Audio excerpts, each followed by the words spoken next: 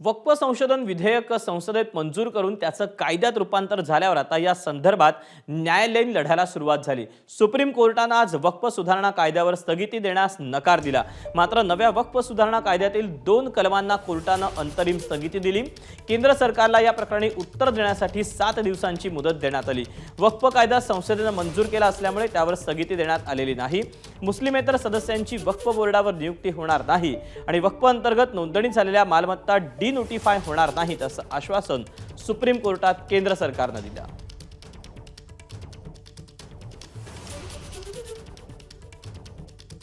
माननीय अदालत ने कहा कि जो वक्फ व यूजर है, जो रजिस्टर्ड हैं और गैजेटेड हैं, उसको गवर्नमेंट डी नोटिफाई नहीं करेगी टिल द नेक्स्ट डेट। साथ ही साथ जो स्टेट गवर्नमेंट्स हैं वो भी अपना रिस्पॉन्स देंगे और ये कहा गया है कि अगली तारीख पर सुनवाई इस पूरे मामले की जारी होगी।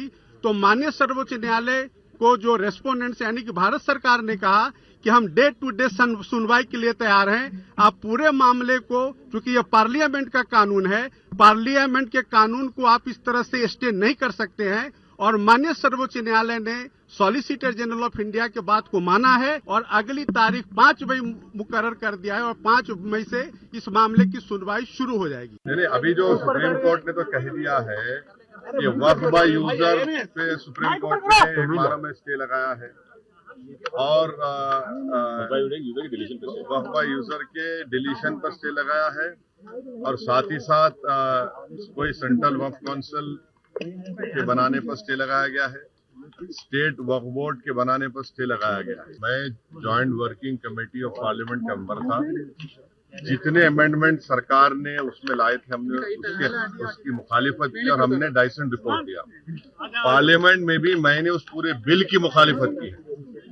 तो ये कहना कि मैं दूसरे बिल के प्रोविजंस को मान लूंगा ये सवाल पैदा नहीं होता।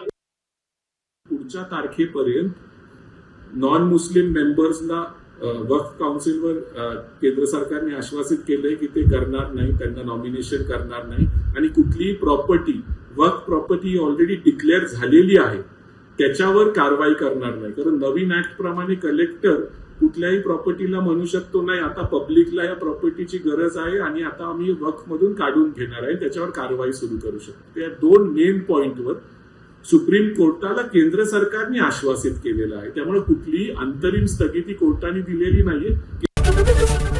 एबीपी माझा, उघडा डोळे बघा नीट।